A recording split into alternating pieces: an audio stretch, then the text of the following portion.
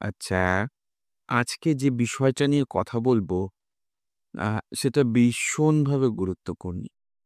গুরুত্বপূর্ণ এই অর্থে কারণ আ at present situation এ দাঁড়িয়ে অনেকে হয়তো ভাবতে পারে যে আমার নেট সেট অ্যা পরীক্ষা দিয়ে আমি পাস আউট হতে পারবো কিনা সিএসসিতে কি রকম কি বিষয় রয়েছে।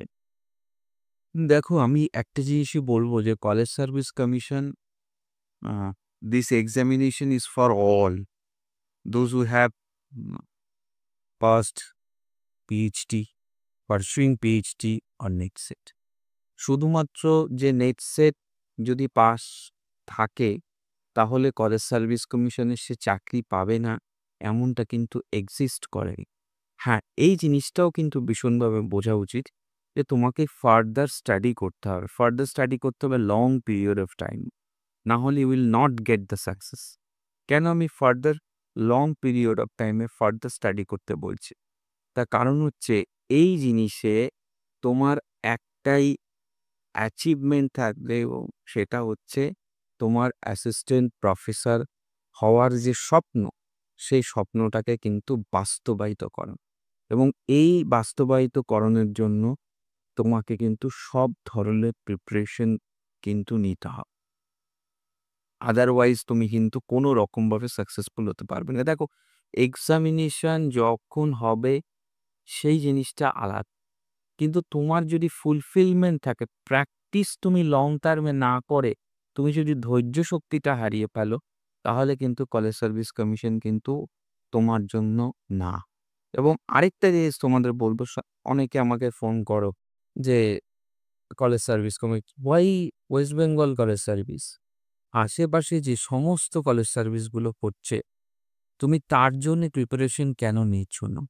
এই জিনিসটা কিন্তু বোঝো যে তার জন্যও কিন্তু তোমাকে কিন্তু প্রিপারেশন নিতে হবে। কারণ তোমাকে day by day as parallel অনুযায়ী কিন্তু যদি তুমি ফার্দার স্টাডি না করে থাকো, প্রিপারেশন না নিয়ে থাকো, তাহলে কিন্তু তুমি লং টার্মে কোনো কিছুই কিন্তু অ্যাচিভ করতে পারবে না। এটা হচ্ছে ভীষণভাবে গুরুত্বপূর্ণ একটা দিক।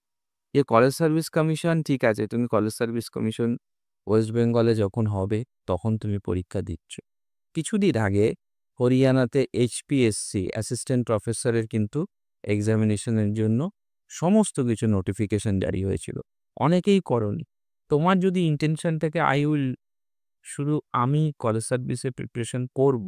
আর আরেকটা জিনিস, যখন একটা প্রিপারেশন ফেজে রয়েছো, উম একাধিক প্রিপারেশন করলে কিন্তু কোনো দিকে সাকসেস পাওয়া কিন্তু কঠিন হয়ে যায়।